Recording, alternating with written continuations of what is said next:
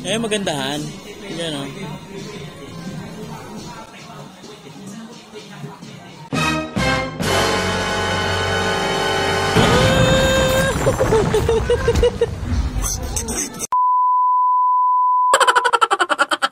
Dahil may bibilin si Mrs. Sinamahan ko siya rito. Halika, Han, tawag ka na, dali!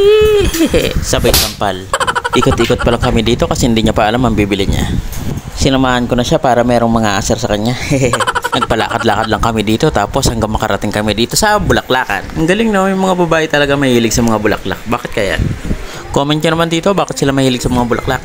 Habang nag-iisip siya kung ano yung bibili niyang bulaklak, ako naman ito paikot-ikot, pa video-video, tapos mag-iisip na ako kung ano yung pang-aasar ko sa kanya. In fairness, magaganda bulaklak nila dito, hindi nalalanta. Eh, magandahan. Yan o.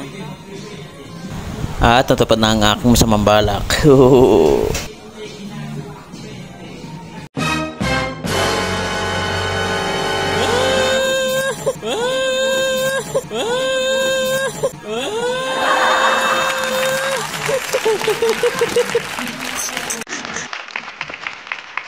Ano yung nakuha mo? Knock-knock.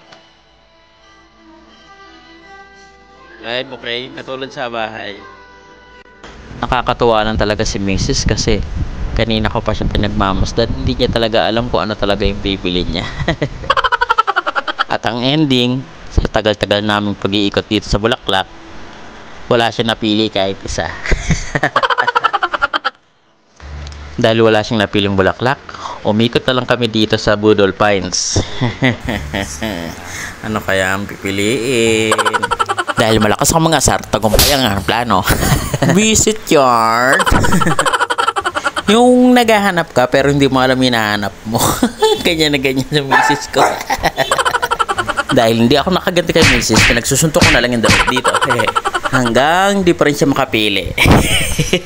Kanina pa yan.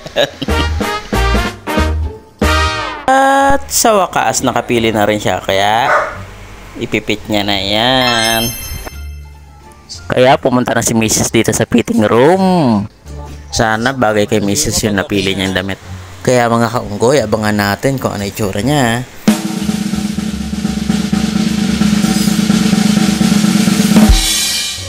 Question: bakit matagal ang mga babae magbihis ng damit?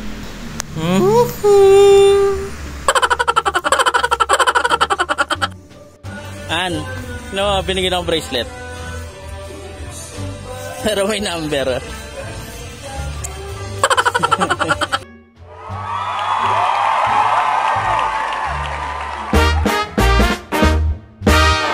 Wow!